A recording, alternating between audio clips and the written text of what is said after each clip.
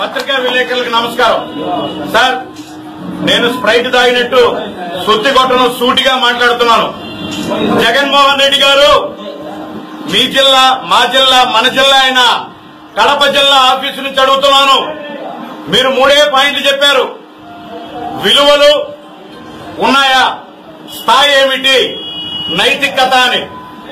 మొట్టమొదట విలువల గురించి మాట్లాడుకుంటాం. నీ తండ్రి చనిపోయిన రోజే మా నాయకుడు పవన్ కళ్యాణ్ పుట్టినరోజు. ఏ ఒక్క అభిమాని కూడా ఒక ముఖ్యమంత్రి స్థాయిలో చనిపోయాడు, మన రాష్ట్రం బాధలో ఉంది, ఎవ్వరూ జన్మదిన వేడుకలు చేసుకోవద్దు అని చెప్పిన విలువలున్న నాయకుడు మా నాయకుడు.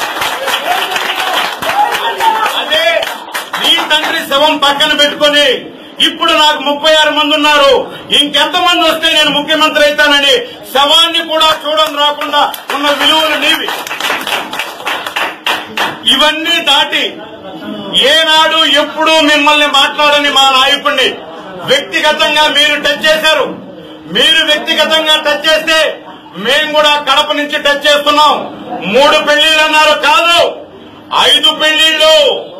నీకు జగన్ గారు, నీకు చంద్రబాబు కూడా మా నాయకుడు మొగుడే అని చెప్పి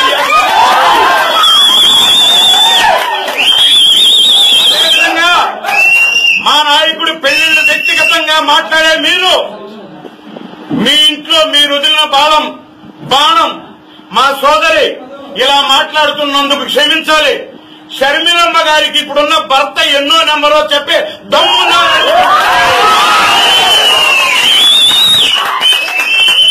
క్రమశిక్షణ గురించి మాట్లాడుతున్నారు. తండ్రి చనిపోతే వెంకట్రావు అని విజిట్ చేయడానికి వచ్చిన ప్రతి అతిథిని 3 రోజులు అన్నము నీళ్లు లేకుండా, ఇది మా స్థాయి, మా తండ్రి ఇలా పెంచాడు, చిన్నప్పటి నుంచి కష్టపడి పైకొచ్చామని 3 అన్నదమ్ములు వచ్చిన వాళ్ళతో మేము ప్రత్యక్ష సాక్ష్యం పంచుకున్న నాయకుడు మావాడైతే ఇంకా మనకి ఈ శవం ఎందుకు, తొందరగా ఎత్తేయండి, పదవి వచ్చేటట్లు లేదు అని మాట్లాడుకున్న బుద్ధి నీది. నువ్వా మా నాయకుడి గురించి మాట్లాడుతున్నావు, నువ్వా విలువల గురించి మాట్లాడుతున్నావు, నువ్వా నైతికత గురించి మాట్లాడుతున్నావు. ఏమి మాటకు ముందు విశ్వసనీయత అంటావు. నీ విశ్వసనీయత ఎక్కడుంది? నీ మడిమ తిప్పని తనం ఎక్కడుంది? నీ కడప పౌరుషం ఏమైంది? అన్ని ఉంచుకొని, అన్ని దించుకొని మోడీ కాళ్ళ దగ్గర నీ కేసుల కోసం తాకట్టు పెట్టిన నైతికత ఏమైంది? అదే మోడీని ఏమిచ్చారు మీరు? పాచిపోయిన లడ్డూలు ఇచ్చారు.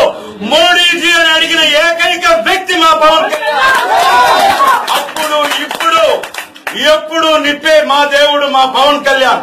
ఇంకెప్పుడు నువ్వు విలువల గురించి, వ్యక్తిగతం గురించి, రాజకీయం గురించి మాట్లాడొద్దు. ఈ రోజు పవన్ కళ్యాణ్ నువ్వు వెళుతుంటే మీరు రోజుకి 500 ఇచ్చినా నీ మొహం చూడడానికి కూడా ప్రజలు రావడం లేదు. అదే ఒక నీతి, నిజాయితీ. పవన్ అంటే ఒక నీతి, పవన్ అంటే ఒక నీడ, పవన్ అంటే ఒక తోడు, అన్నిటినీ మించి పవన్ అంటే ఒక ధైర్యం, పవన్ అంటే ఒక పరిష్కారం అని అది చూసి భయపడి పిచ్చి కుక్కల్లాగా మీకు నోటికొచ్చినట్టు వ్యక్తిగతంగా టార్గెట్ చేస్తున్నారు.